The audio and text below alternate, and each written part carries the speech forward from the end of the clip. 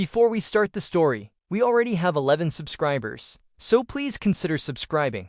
Thank you. The story begins an ex-war hero named Batter assists his wife through a challenging birth on the eve of a violent storm.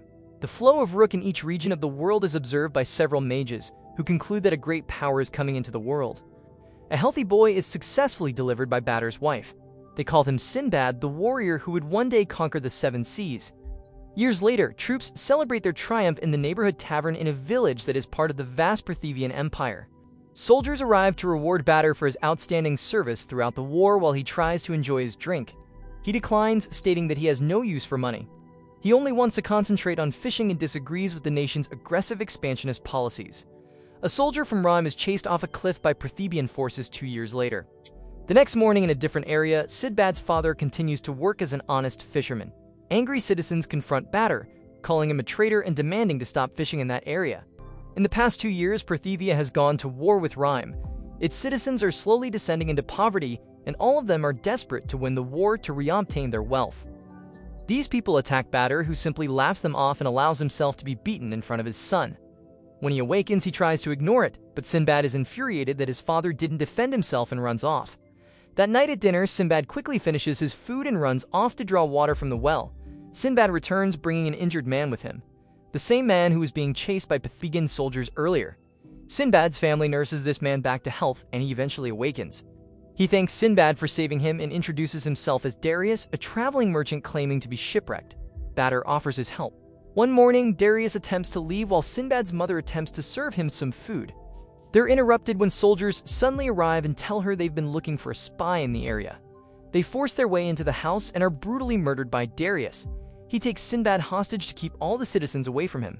Sinbad doesn't understand what's happening, but Darius reveals he's a spy from Rhyme. He demands a boat and money in return for Sinbad. Just before the spy escapes with a child, Batter arrives to stop him. He gets on his knees and begs him to let Sinbad go. He suggests Darius should change sides and provide information to Parthivia, but this only serves to anger Darius, a proud citizen of Rhyme. In an instant, while he is distracted, Batter stabs him in the heart with a knife. He takes back Sinbad and declares that he doesn't care what people say about him, but he'll never forgive anyone who harms his family. Afterward, Batter is charged with the crime of harboring a spy and is sent off to fight in the war. While Sinbad and his mother cry and plead with the guards to stop, villagers demand their family to leave the village immediately. As Batter leaves Sinbad behind, he tells him he'll have to fight like a man throughout his life and asks Sinbad to take care of his mother. This experience helps Sinbad realize his father's strength. A few months later, Batter is killed on the battlefield and his sword is sent back home. 9 years later, Sinbad has grown into a teenager. The world has changed very much as mysterious buildings and structures are appearing all over the world. People begin to call them dungeons because they hold immense treasure and powers. A dungeon also appears in the Parthivia Empire. The Empire ordered an army of 10,000 people to seize the dungeon, but none of them came back alive. At the port, some girls are traveling to sell fresh fruits, but they are stopped by thugs. Sinbad comes in and saves them by beating the crap out of thugs. The girls give him some fruits as a gift. Upon opening the barrel of fruits, a man is found there. He gets surprised and closes the barrel, telling them not to open it without permission. Afterwards, Sinbad takes him back to his town. The man reveals himself to be a traveler named Yunan. Upon asking, he tells him that he likes to live in small, cramped spaces and the barrel was a perfect place for him. Yunan continued to observe him and later Sinbad takes him to his house. In the morning, Sinbad makes breakfast for Yunan and leaves for his duty. Soon after, Sinbad's mother wakes up and struggles with her disease. Yunan gives her water. She begins to tell him that Sinbad is bound to this town because of her, although he has a special power. Even his father used to say that he will become a ruler in the future. She ends the talk by requesting Yunan to guide him whenever he is in trouble. He witnesses Rook flowing from her and gets surprised upon seeing it. Suddenly, a woman comes in and tells them the army is beating Sinbad because he didn't join them even after several official letters. Draggle, the commander of a small squad, orders Sinbad to join. He refuses by saying that joining the army for war is just cruelty as the army is just using them as tools. The people of town join Sinbad and tell them to go away as they will not tolerate them anymore. Draggle leaves, saying if he doesn't join the army, then his mother will be considered a traitor just like his father. Afterwards, Sinbad is wrapping bandages on his wounds while talking with Yunan. He tells him that going to the dungeon is similar to doing suicide because no one has ever come back from it. He is in trouble because even if he doesn't join the army, then they'll kill him for treason. Yunan advises him to conquer the dungeon to become a king as he has the potential to become a king. Sinbad asks him about his true identity, but he disappears, saying, "Just a traveler." Sinbad swears to capture and seize the power of the dungeon so that he can change the world for the better.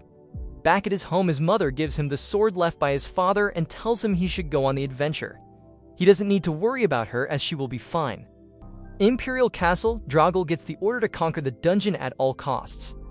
The next day, Draugr reaches the gate of the dungeon with his army as they are going to charge in, and Sinbad appears and tells them that he will conquer the power of this dungeon and would never let them have it.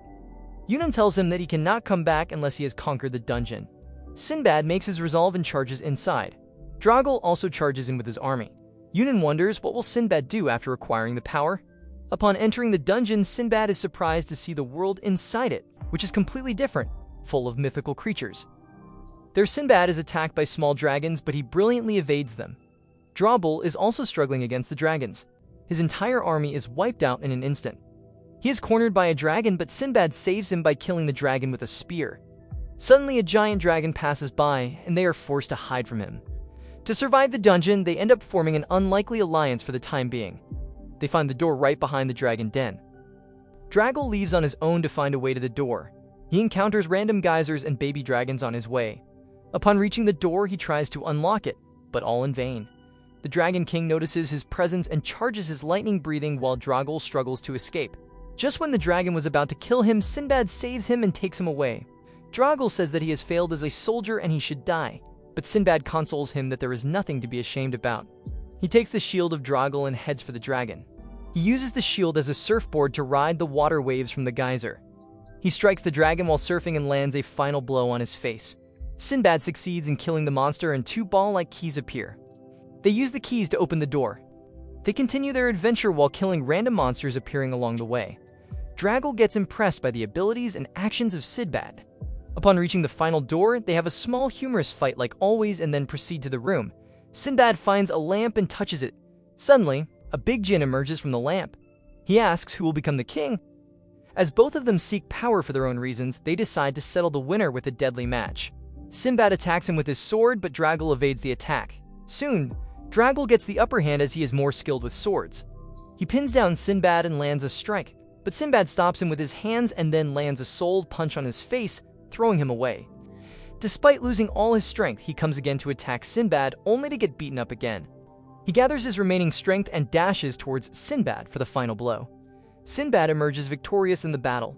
Baal forms a contract with him and dwells in his sword. Suddenly, all the items in the room turn into gold and the dungeon disappears, indicating that the first dungeon has been conquered. Upon waking, Sinbad finds himself with tons of gold around him. The army approaches him and orders him to hand over the power and wealth to him. Sinbad tells them that he will not give anything to the cruel empire anymore. Unit makes an appearance and tells Sinbad to use his new power. He calls for the djinn from his sword, and lightning falls on the army around him. Unit uses his magic that ends up taking Sinbad and his wealth back to his hometown. Right after reaching the town, he gets news about her mother's bad condition and rushes towards his home. Upon reaching, he grabs his mother's hand. Her condition was so bad that she mistook him for Badr. She tells him that she will soon join him. Sinbad breaks into tears. His mother dies while saying that she will always love Sinbad. On the other hand, Draugr, in a wounded state, walks around the palace.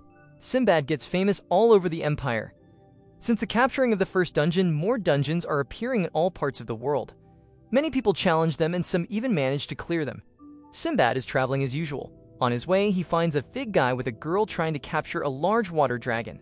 The big guy attacked the dragon with a harpoon, but the outer shell of the dragon was so strong that the harpoon couldn't pierce it. To save his drowning sister, he dives into the sea with the dragon chasing him. Just when the dragon was about to eat them, Sinbad uses the power of Baal to fry the dragon, leaving the man in shock. On the other hand, Draugr is leading another special squad to capture another dungeon on the orders of the Emperor. He is given another chance by his brother to steal the djinn power from Sinbad to prove himself the prideful soldier of the Parthivia Empire. He is given a special squad called Shan Lash to execute this mission. Sinbad and the man are now on the shore igniting a fire to warm themselves up. The man's sister wakes up and assumes his brother to be the one who has defeated the water dragon. The man's name is Hina. They have a meal together. Sinbad asks them about their northern village, to which they reply it is covered with pure white snow, and their father is the patriarch of their village. Despite knowing that the village will not welcome him, Sinbad decides to visit it because it will be his first step towards changing the world. On the same night, he apologizes to Hina for stealing his prey. Sinbad comments on his strength and effort to save his sister, which surprises him. Upon reaching the village, Sinbad is surprised to see the strange houses in the village. He meets the father Hina, who doesn't welcome him. The village prepares for a feast because Hina has finally proven himself a warrior. On the other hand, the sorcerer with Droggle sent the assassin squad to kill Sinbad. Back to the village, Hina's father tells them about a dungeon that recently appeared outside their village.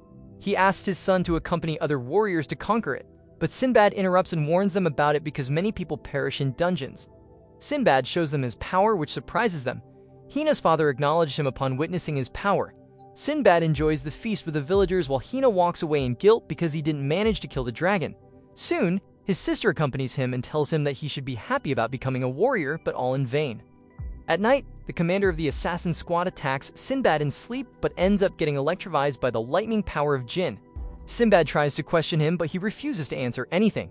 Since he's a kid, Sinbad asks about his parents, to which he boasts that he killed them long ago. Upon hearing this, he slaps the kid for boasting about such a tragic action. He escapes the house with the help of his partners. After that, Hina's sister comes to Sinbad and tells him that her brother has left to conquer the dungeon on his own. Sinbad tells her that he will save his brother no matter what. While leaving, he gives her a determined, scary look to show of his commitment and resolve. Hina enters the dungeon hoping that with this power, everyone will acknowledge him, and he will be powerful like Sinbad. Upon entering, he gets surprised to see the mysterious world inside the dungeon. Sinbad follows him to the dungeon while Yuna watches him from a distance, wondering if he is again attracted by the power of the dungeon. Hina finds butterflies gathering around him in the dungeon, but they turn out to be little monsters attacking him upon looking closer. He quickly uses his harpoon to fend them off. A swarm of butterflies surrounds him, but Hina dives into the nearby river to get rid of them. Fortunately, he survives this deadly attack. After covering some more distance inside the dungeon, he discovers the gate to the treasure room. When Hina is about to reach the door, suddenly, a crab monster attacks him and lands a slash on his back. He falls into the river with the beast. Hina gathers all his strength by reminding himself that he is not a cowrie anymore and charges the harpoon towards the crab monster. After a massive splash of water, he throws the beast out of the water and dashes forward to land the final blow. But the assassins kill the monster before him, much to his dismay. Droggle and his team take the crystal to open the treasure room. Hina takes a stand for himself and tells them to give him the crystal as he is the one who reached there first. He displays his insane strength and a fight begins between them. Hina faces off against the trio assassins. At first, he dominates the fighting, but he gets trapped in their combined attack. Just when their leader is about to kill him, Sinbad intervenes and uses the power of Ball to stop them. Draggle greets him in his usual sulking manner. The mage of Draggle introduces herself as Fallon. A fight breaks again between them. Hina gets dragged into this as well. Sidhur tries to use his power, but Draggle attacks him with a gun to stop him. Hina steps in and dives into the river with Sinbad to escape the scene. Fallon uses her magic to freeze the river, but fortunately, they survive it. Draggle wonders about the real identity of this mage. She gives the team 3 magic pills to boost their powers. After taking the pills, they feel much lighter and more powerful. Droggle inserts the crystal and walks into the treasure room with his companions. On the other hand, Sinbad gets out from the freezing water. Hina tells him he will claim the dungeon's power, to which Sinbad tells him that he is already strong enough. The scene shifts to Droggle, who has summoned the Jinn of the dungeon. Jinn emerges from the metal vessel and claims to be the Jinn of deception and confidence. He recognizes the evil scent of Fallon and destroys her puppet doll. Drabble tells Jinn he will become king and he will give power to the Majesty, which bores him to the point he turns into a cute cat. Sinbad and Hina reach the treasure room. Jinn presents them with a challenge to catch a cat made from his blood. They all decide to claim the power for themselves and dash forward to catch the cat, but the cat turns out to be very fast, much to their dismay. After several failed attempts, Sinbad asks them to work together. He manipulates them by telling them he will not participate in the combined attack. The cat jumps when they dash towards her, and Sinbad quickly catches it. They lash at him, telling him a traitor, but Sinbad makes an exciting speech that he has to claim this power to change the world, and he would love to have all of them as his followers. They end up getting passionate after listening to his speech. After all, Sinbad is born to lead people as a king. The assassin's squad suddenly goes berserk because of magic pills given to them by Fallon. They become a source of black power that summons a giant demon. Droggle tries to kill them, but Sinbad stops him because he wants to save them. The demon attacks them with his massive power, leaving Sinbad injured. Hina and Draggle step in to stop the demon, but all in vain. Jinn reveals that they can save them if they manage to destroy the demon's heart in a single attack. Sinbad lands an attack on the demon, but Fallon, in his illusionary body, takes the sword of Sinbad away to prevent him from using Jinn's power. Hina finally acknowledges Sinbad as a powerful man and declares him a king vessel. Together, they decide to unleash a final attack. Sinbad dashes forward as a decoy, while Hina charges his harpoon to land the final blow. However, the demon catches Sinbad and makes him suffer. Dragul lands an attack on the face of demon that helps Sinbad to escape. Finally, Hina unleashes his charge harpoon, which pierces the demon's heart in a single go, leaving Fallon and everyone in shock. Sinbad takes advantage of this moment to claim back his sword by destroying the doll of Fallon. However, the situation is unclear because the assassin's leader's heart has fallen in iniquity, and the demon is using him to revive himself. Sinbad takes the challenge and tries to save him. Sinbad discovers his past memories of being forced into a ruthless assassin upon holding his hand. Sinbad finds him crying in his memories because the organization forced him to kill his parents. Sinbad saves him by convincing him that he will not let anyone use him in the future. He uses the power of Baal to destroy the reviving demon. The assassin leader comes back from depravity with the help of Sinbad that surprises everyone, even Jinn. They all bow before Sinbad and tell him to claim power because he is the true king. After forming a pact with Jinn, the dungeon disappears and they all find themselves back in the village. Drodwell leaves by saying he has to save someone in the Empire. While leaving, Drodwell receives a portion of Jinn's power because he has acknowledged Sinbad as his king. Hina decides to follow Sinbad on his journey as his follower. They meet the village founder, who turns out to be a giant furious man. Finally, Hina gets permission from the chief, and his daughter becomes his wife. Sinbad forms a diplomatic relationship with Hina's village that marks the beginning of his future trade company. Sinbad and his companions embark on a new journey to establish trade with other countries. Wuramu, Hinahova's wife, gives strict lessons to Sinbad and Jafar as education is necessary to become renowned merchants. Eventually, they reach the Rime Empire, which is famous for its military might and economy. Sinbad and his companions try to sell goods there, but the army stops them as they haven't got the license for selling goods in the Rhine Empire. A mysterious man approaches them and convinces them to sell their goods to him, and they end up doing so, but later they find that the man is a merchant with a license who is now selling their goods for 10 times more. However, Sinbad didn't lose heart. Instead, he ordered his companions to bring more goods from a Magi, while settling things with the trade union. Sinbad again comes across the earlier merchant and invites him for dinner, where he learns that the man's name is Harun, and he's a merchant from Balbad.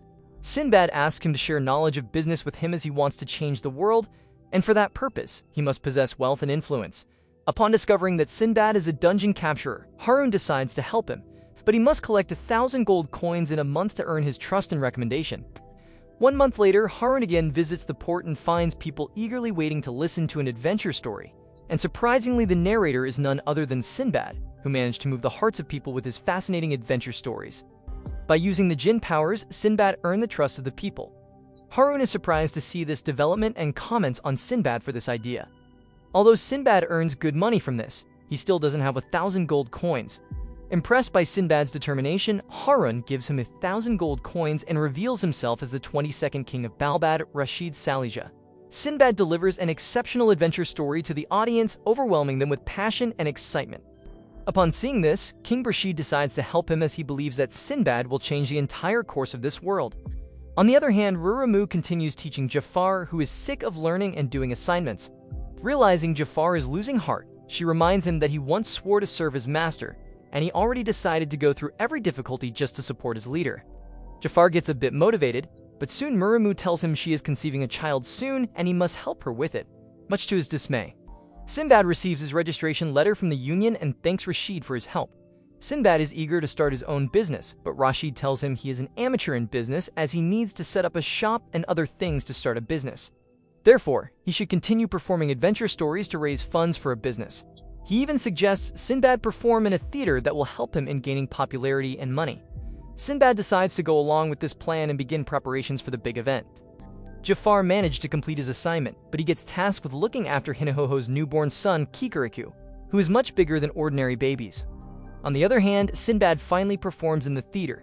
He first summons Snow using Jinn's power and surprises the audience and even King Rashid.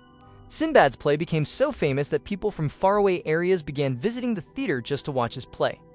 Inahovo and others reach the port with Amachuk goods and are surprised to see Sinbad performing in a coliseum as the theater was not large enough to fit all the people. Suddenly, Kikiriku went missing due to a huge crowd and Jafar rushed, only to find him captured by the caged beast of the coliseum. He tries to defeat the monster with his usual techniques, but all in vain.